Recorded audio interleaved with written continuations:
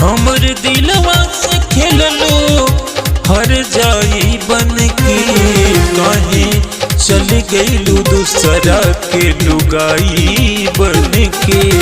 भइल का कसूर काहे तोड़ देलू दिल हो, तोहरा बिना जियल अब भइल मुश्किल हो। हमके रतिया डसेला तन्हाई बन के, काहे चल गईलू दूसरा के लुगाई बन के।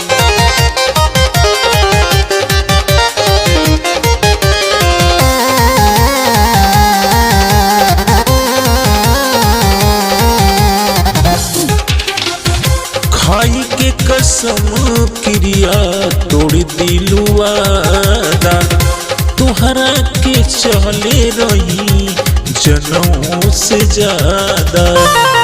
जान ले लू जान हो कसाई बन के, काहे चली गईलू दूसरा के लुकाई बन के।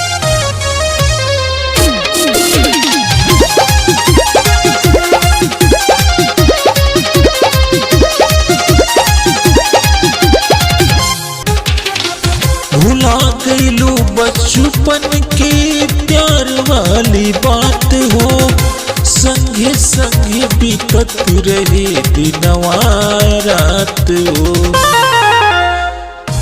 शिल्पी राम जी के गईलू रुसवाई करके, काहे चल दिलू दूसरा के लुगाई